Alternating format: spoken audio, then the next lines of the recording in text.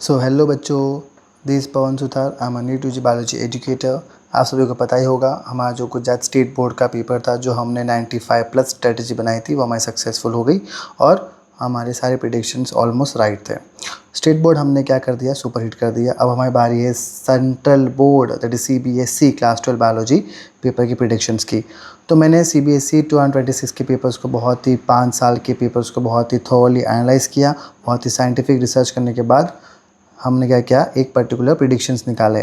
तो मैंने बहुत ही रिसर्च की, तो आपको प्रूफ भी दिखाऊंगा कौन कौन से PYQs कितनी बार पूछे गए और फिर हमारे जो प्रिडिक्शंस रहेंगे वो हमारे रहेंगे। Okay, so let's start without wasting any time, let's start. Okay, so start करते हैं हम लोग। ये हमारे चैप्टर वाइज इंपॉर्टेंट टॉपिक्स हैं, PYQ एनालिसिस। ओके, एंड जो यूनिट वाइज जाएंगे हम लोग प्रॉपरली। तो अगर यूनिट वाइज चलते हैं हमारे, तो इसका जो सीक्वेंस रहेगा PDF का, वो कुछ ऐसा रहेगा कि जो फर्स्ट स्लाइड होगी वो हमारी PYQ एनालिसिस होगी, सेकंड स्लाइड होगी वो प्रिडिक्शन होगी, फिर वापस हमारा PYQ slide and then prediction slide. ये मैंने हर एक यूनिट वाइज ऐसे अरेंज किया हुआ है, तो अभी आपको पता चल जाएगा। ओके, सो बात करते हैं हमारे यूनिट की, that is the reproduction unit.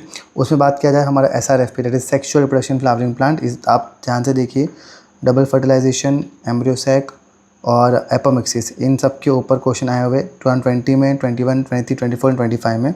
2022 में क्वेश्चन नहीं आया है इस पर्टिकुलर टॉपिक्स में, बट ये जो टॉपिक्स है वो फ्रीक्वेंटली रिपीटेड क्वेश्चंस है और फ्रीक्वेंटली रिपीटेड इस टॉपिक्स के ऊपर क्वेश्चन आया हुआ है।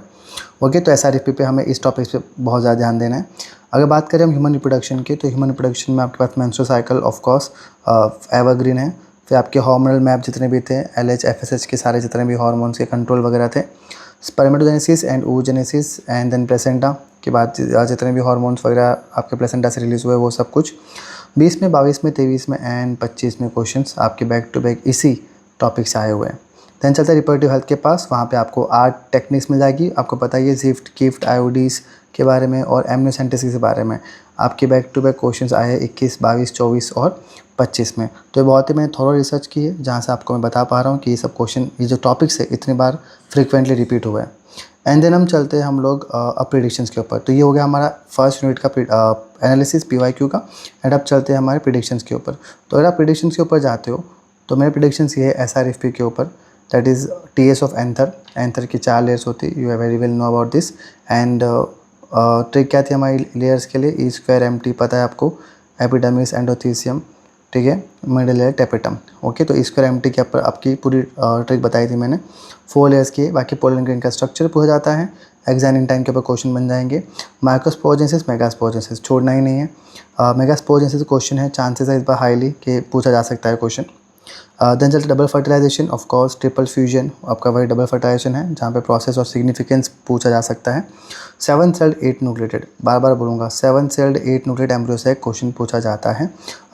ऐसे ही भी आपका MCQ आ सकता है कि कितना सेल कितना न्यूक्लियस का आपका एम्ब्रियो सेक का स्ट्रक्चर होता है। ओके, और कौन सी साइड पे होता है। फॉर एग्जांपल मैंने ट्रिक बताई थी एम्ब्रियो सेक पे कि एंटीपोडल और एग एपरेटस कहाँ पे होता है। तो ट्रिक थी आपकी मी सी ए, मी सी ए, मी सी ए। में क्या है, माइक्रोपाइल। E से क्या हो गया, एग एपरेटस। और C से क्या हो गया, चलाजल। A से क्या हो गया, एंटीपोडल। तो ये ट्रिक है आपकी एम्ब्रोसेक की, आपकी पोर्शन याद रखने की। Okay, then comes out breeding devices, methods to prevent autogamy.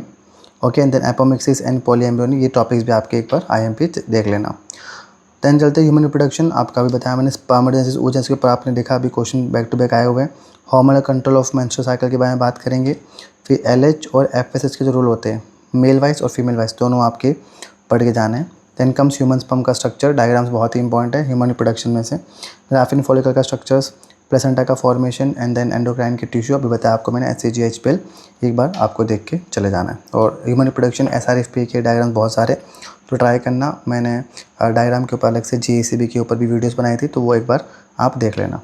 Next चलता है रिप्रोडक्टिव हेल्थ के ऊपर। वहाँ पे आपके पास प्रिडिक्शन में लगा रहा हूँ कैम्नियोसेंटेसिस के ऊपर चांसेस है आपका क्वेश्चन बने, एंड कॉन्ट्रासेप्टिव मेथड्स है, एक पक्का तो आता ही उसमें से क्वेश्चन। ओके, कोई भी IODs के ऊपर क्वेश्चन पकड़ लो आप, और 1 मार्क्स में आ सकता है या फिर MCQ में पूछा जा सकता है। Then comes 8 techniques. 8 टेक्निक्स के अंदर gift, gift, ICSI and IUI, इनके ऊपर क्वेश्चन बनने के हाईली चांसेस है। AI आर्टिफिशियल इंसेमिनेशन, वो सब भी क्वेश्चन इसमें आ गया। तो ये आपका हो गया आपका पूरे यूनिट 1 का PYQ एनालिसिस एंड प्रिडिक्शंस मेरे। ओके, देन कम्स आपके जेनेटिक्स के PYQ एनालिसिस चेक कर लेते हैं। आप समझ गए होंगे स्लाइड्स कैसे अरेंज किए मैंने, PYQ analysis and then prediction, analysis and predictions, तो ऐसी साइड मैंने अरेंज करी हुई है। Now next come genetics and evolution, उसमें आपका प्रिंसिपल ऑफ इनहेरिटेंस वेरिएशन, ये जेनेटिक्स पूरा ही आपके लिए मोस्ट IMP आपके लिए ये आपका बन जाता है topic, genetics and evolution. Principal of inheritance variation की बात किया जाए तो पेडिग्री एनालिसिस के ऊपर देखो बहुत बार क्वेश्चन आए हुए हैं, केस बेस्ड स्टडी भी आए हुए बहुत बार, 20, 21, 23, 24, 25 एवरी टाइम ये आपके पूछे गए। ओके, सेक्स डिटर्मिनेशन की बात किया जाए तो हनी बीज के ऊपर भी काफ़ी बार क्वेश्चन आए हुए, हैप्लोडिप्लॉइडी। बाकी मेंडेलियन डिसऑर्डर्स आपको कर ही लेना है by default. Okay, Mendelian and non Mendelian दोनों ही आपका इसमें आ जाता है। ओके, देन बात करते हैं MBI के ऊपर। MBI में आपका lac operon DNA replication, fork के ऊपर जो फॉर्क का डायग्राम था उसके बेस पे बहुत सारे क्वेश्चन आए। लेगिंग स्टैंड और लीडिंग स्टैंड के ऊपर क्वेश्चन आए हुए, उनके जो पर्टिकुलरली डायरेक्शन पूछे गए। DNA फिंगरप्रिंटिंग की बात करें तो स्टेप्स के ऊपर क्वेश्चन आएगा या फिर केस बेस आपको देख सकते हैं। एंड हर्शन चेस एक्सपेरिमेंट के बार बार रिकरिंग पूछा गया है PYQ में। देन कम्स इवोल्यूशन की बात किया है तो इवोल्यूशन में आपके हार्डी-विनबर्ग प्रिंसिपल का जो फार्मूला है एंड उसका जो एप्लीकेशन है उसके ऊपर क्वेश्चन आया हुआ है। एंड देन एडेप्टिव रेडिएशंस के ऊपर क्वेश्चन हैं और होमोलॉगस एनालॉगस, मान के चलो होमोलॉगस एनालॉगस एवरग्रीन है आपके MCQ में और 1 मार्क्स में भी पूछा जा सकता है। ओके, या फिर 2 या 3 मार्क्स में भी रिपीट कर सकते हैं लोग। और ये आपका हो गया analysis.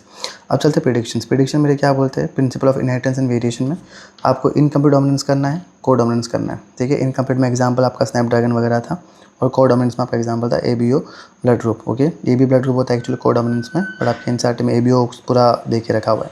Okay, and then now next comes Morgan linkage के बारे में आपके कुछ एक्सपेरिमेंट्स है। मॉर्गेज लिंकेज एक्सपेरिमेंट, उसमें आपका ड्रोसोफिला के बारे में बताया गया है। ड्रोसोफिला उसमें पेरेंटल एंड रिकॉम्बिनेंट के बारे में जो आपके परसेंटेज है वो आपका क्वेश्चन पूछा जा सकता है। मोनोहाइब्रिड एंड डायहाइब्रिड के बेस के ऊपर क्वेश्चन पूछा जा सकता है। मोनोहाइब्रिड डायहाइब्रिड में ऐसा है कि आपके रेशियोज एंड या फिर कोई भी कैरेक्टर चेंज कर सकते हैं आपके मोनोहाइब्रिड डायहाइब्रिड के अंदर, तो कैरेक्टर्स चेंज करने की पॉसिबिलिटी सबसे ज़्यादा होती है। नेक्स्ट कम पेडिग्री एनालिसिस, अभी बताया आपको मैंने, बैक टू बैक क्वेश्चन आते हैं ऑटोसोमल सेक्स लिंक के ऊपर कौन से ट्रेड्स रिस्पॉन्सिबल होते हैं, या फिर केस बेस को दे सकते हैं पेडिग्री एनालिसिस में।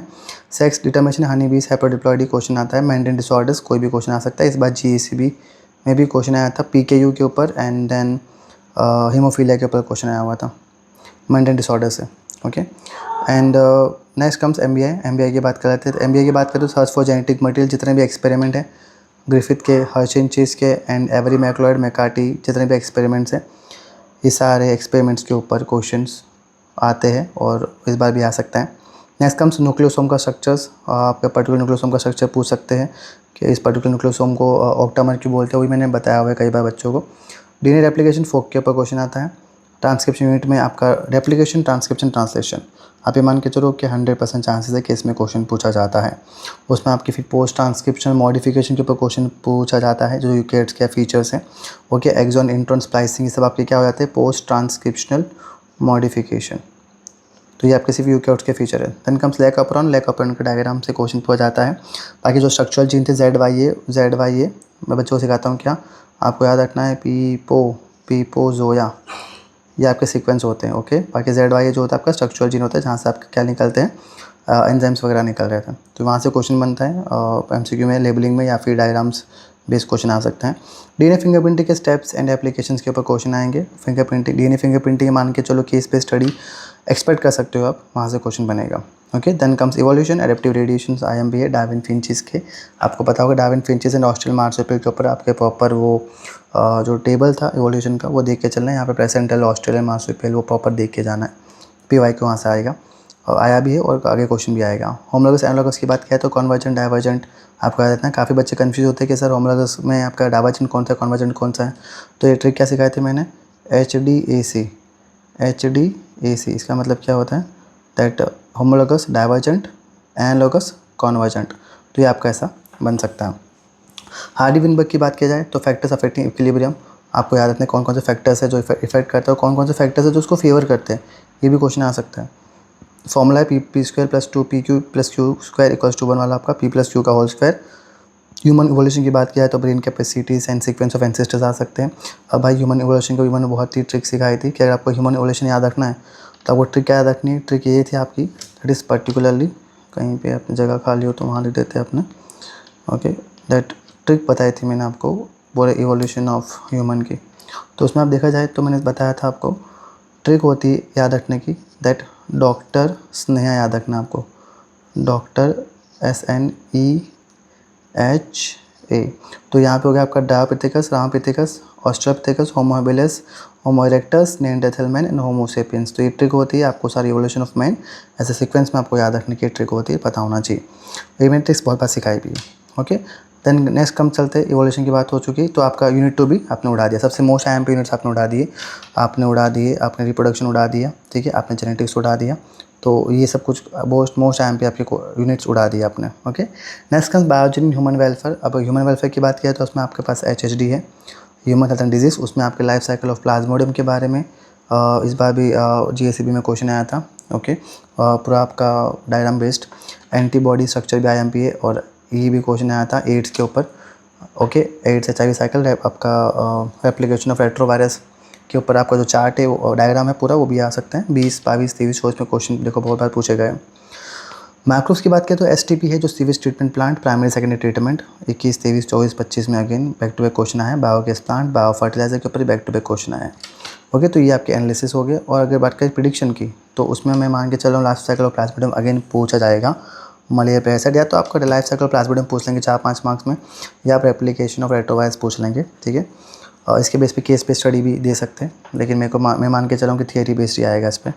Okay, and then comes immunity के ऊपर आपका इनेट जो आपके 4 टाइप के बैरियर थे उसमें आ जाएगा, एक्वायर्ड में आपका एक्टिव पैसिव वाला आ जाएगा। तो सब कुछ आपको डिटेल में कर लेना है एक बार। वाई शेप मॉलिक्यूल आपका जो था एंटीबॉडी देख लेना है आपका, एंटीबॉडी का हैवी चेन, लाइट चेन कितनी होती है, कितने डाइसल्फाइड बॉन्ड थे, 16 डाइसल्फाइड बॉन्ड होते हैं, वो सब कुछ प्रॉपर एक बार देख लेना, ठीक है, एंटीबॉडी का। देन कम्स कैंसर के ऊपर, ऑफकोर्स कैंसर के ऊपर भी आपकी कॉन्टैक्ट इनिबिशन मान के चलो, ये सब आपके 1 मार्क्स से आपके MCQ में निकल जाएंगे। मेटास्टेसिस के बारे में क्वेश्चन आ सकता है। Okay, and then comes microbes in human welfare. तो उसमें आपके प्राइमरी सेकेंडरी ट्रीटमेंट तो है ही, मैं मान के चल रहा हूँ बहुत ही ओवररेट हो चुका है प्राइमरी सेकेंडरी ट्रीटमेंट। अब क्वेश्चन आएगा एप्लीकेशन बेस के ऊपर। फॉर एग्जांपल आप प्राइमरी सेकेंडरी ट्रीटमेंट के ऊपर क्वेश्चन नहीं आएगा, ये आएगा कि आपका जो बायोकेमिकल ऑक्सीजन डिमांड है वो आपके उसके ऊपर केस बेस दे सकते हैं आपको, ठीक है, ये गंदा पानी या फिर अच्छा पानी, तो उसके बेस पे आपको दे सकते हैं। तो आपको याद रखना है कि जो आपका BOD था, बायोकेमिकल ऑक्सीजन डिमांड, ठीक है, ये कैसा होता है आपका, ये इन्वर्सली प्रोपोर्शनल टू होता है प्योरिटी, ठीक है, it is inversely proportional to purity. तो ये आपका एक बार याद रखना फॉर्मूला, तो उसके बेस पे आप बहुत सारे केस पे स्टडी सॉल्व कर सकते हो।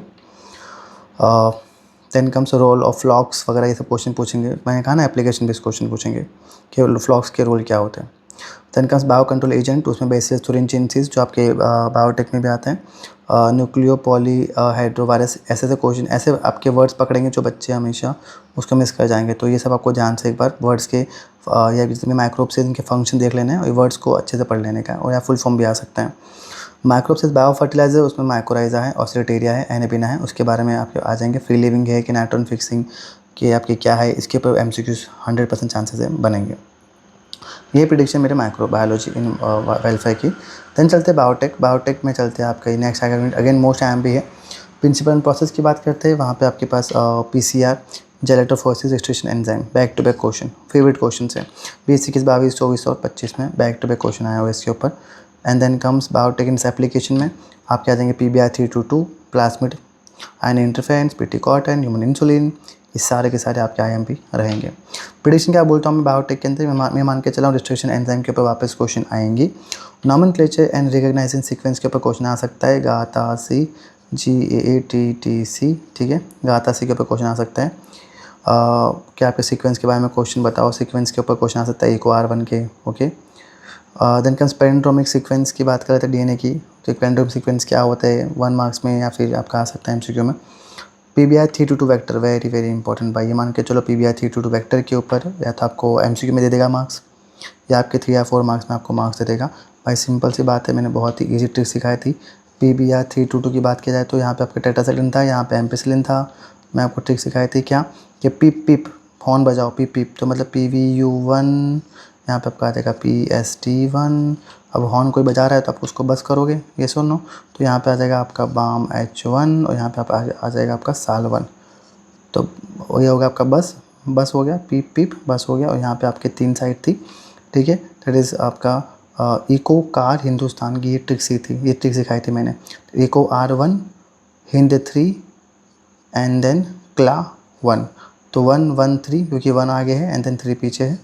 ओके, एंड इको कार हिंदुस्तान की, एंड देन नीचे आपका यहाँ पे आ जाएगा ROP, क्या आ जाएगा यहाँ पे ROP आ जाएगा नीचे यहाँ पे ROP के अंदर ही आपकी साइड कौन सी थी दूसरी वाली, दैट इज़ PVU2। ओके, तो ये ट्रिक थी सिखाई थी मैंने आपको, that is peep bus and then eco car Hindustan की, इको R1 आपका क्ला 1 एंड हिंदी 3, तो 113 आपका सीक्वेंस रहेगा एंड देन नीचे ROP के नीचे आपका आएगा PVU2, बाकी आपका ओराई तो है यहाँ पे आपका ओरिजिन ऑफ रेप्लिकेशन। थोड़ा सा मैसी होगा डायग्राम बट अब जगह नहीं है तो फास्ट मैंने बता दिया आपको। ओके, तो ये आपका IMP होगा PBR 322 के ऊपर, मैंने स्पेशली ड्रॉ करवाता हूँ बिकॉज आता है क्वेश्चन।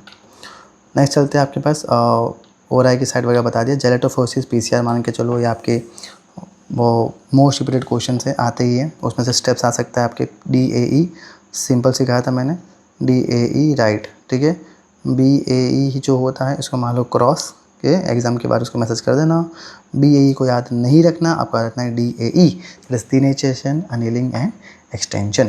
देन कम्स बायोरिएक्टर्स में आपके stirred tank and sparged tank, इसके ऊपर हाईली चांसेस है क्वेश्चन बने, कंपैरिजन कर सकते हैं या फिर डायग्राम बेस्ड लेबलिंग कहीं से कुछ आ सकता है आपका। अगर बात करो आपके एप्लीकेशन पे आ गया चैप्टर एप्लीकेशन, आयन इंटरफेरेंस, मान के चलो आपके 3 टॉपिक दे रहा हूँ, आयन इंटरफेरेंस, जेनेटिक इंसुलिन और आपका